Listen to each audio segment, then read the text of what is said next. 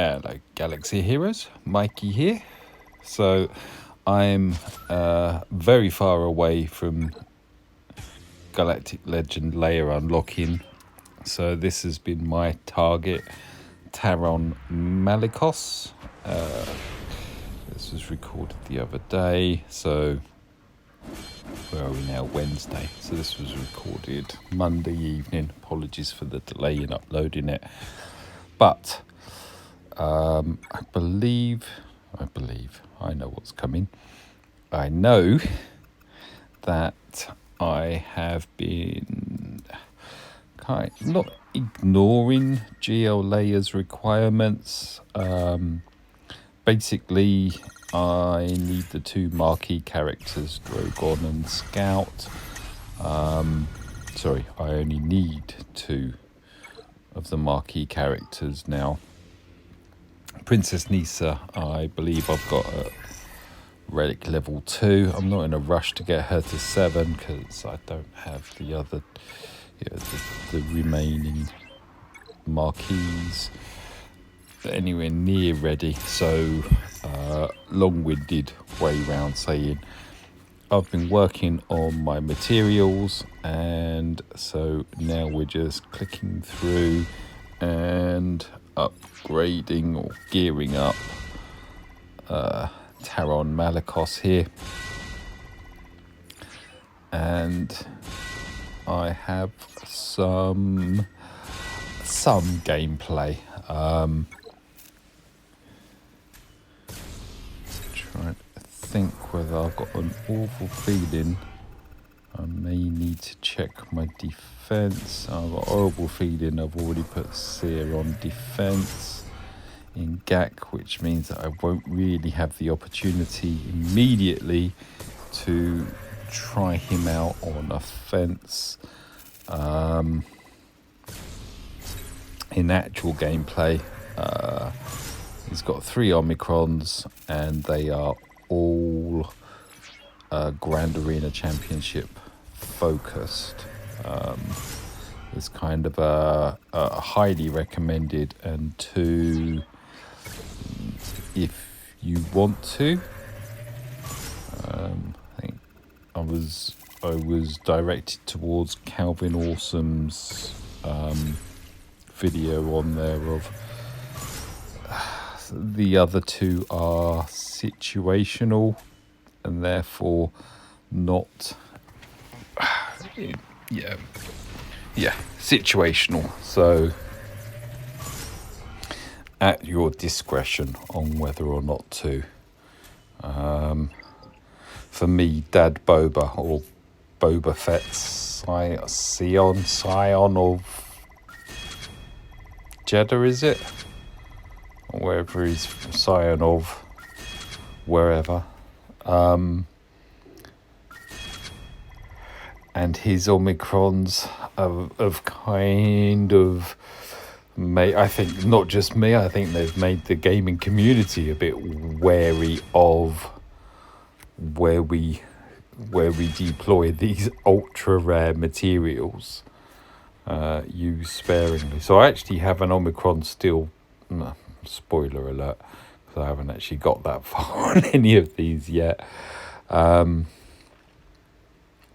But the general consensus seems to gravitate towards the bottom ability, so the last one in this lot, as your first Omicron, the one above that for the second, and the highest one up as the third.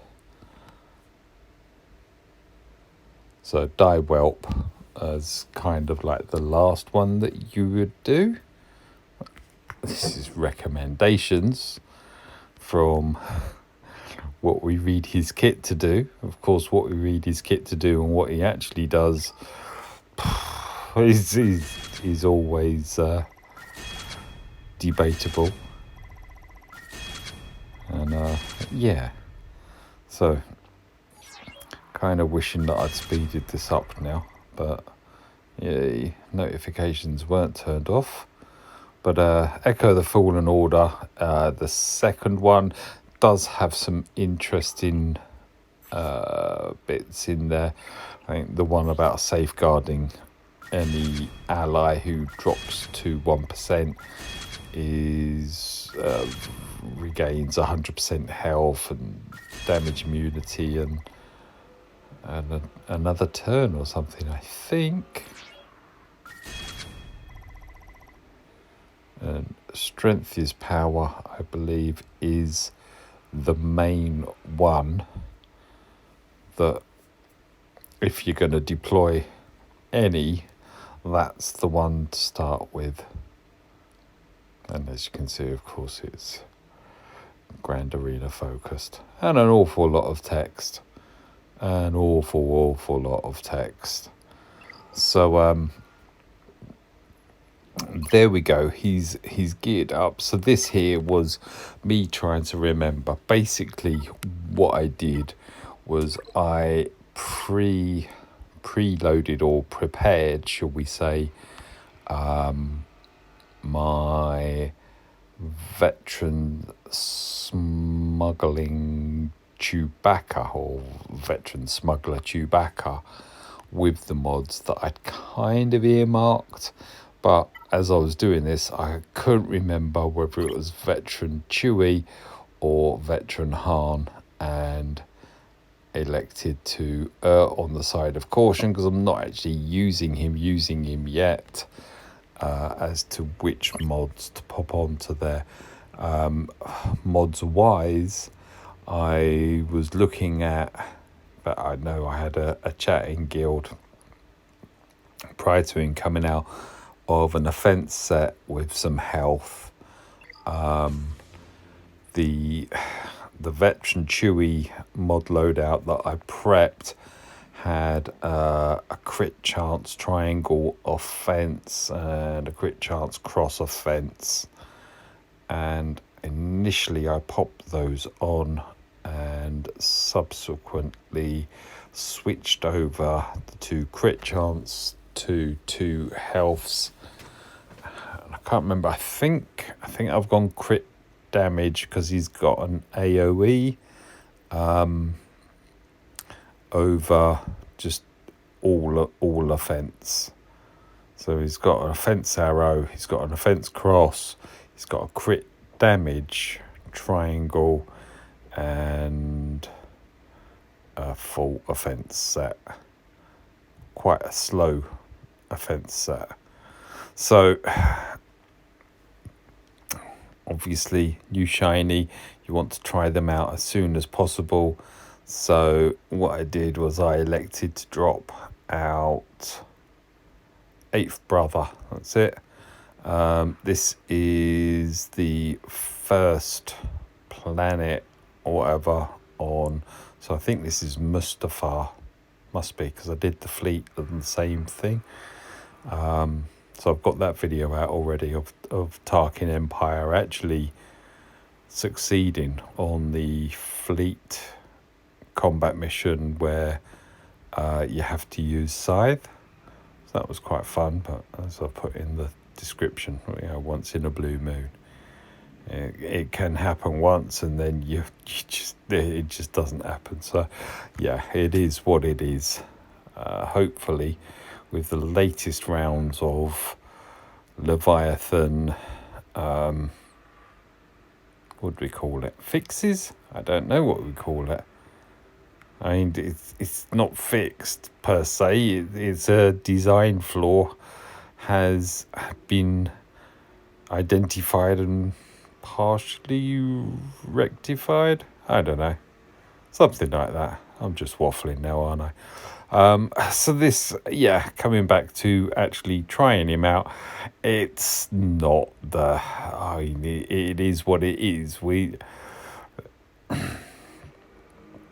I saw the recommendations. I mean, ideally I'd like to try him out in the mix zone and then do a full UFU trial. However, of course, caveat being his Omnis, and I do believe I chatted over it but his Omis are GAC focused, ergo they're not going to give you or open up his full ability set, but yeah, gives us more of an indication rather than anything else. So what I had forgotten and kept forgetting on these is the fact that Malicos's hurl rocks at them is not, he can ignore taunt. I don't know whether can he ignore taunt all the time? I don't think so. I think it's just that ability. But yeah, I saw someone post that it was quite gratifying to undersize with a Malicos team for the current what's this, the Geonosis Separatist Galactic Challenge. So yeah, I thought I'd have a crack at this. I think we've got a couple of battles of me doing this because didn't quite pan out the way I had wanted it to. Can we make him disappear? Not quite. He can make us disappear though, yeah.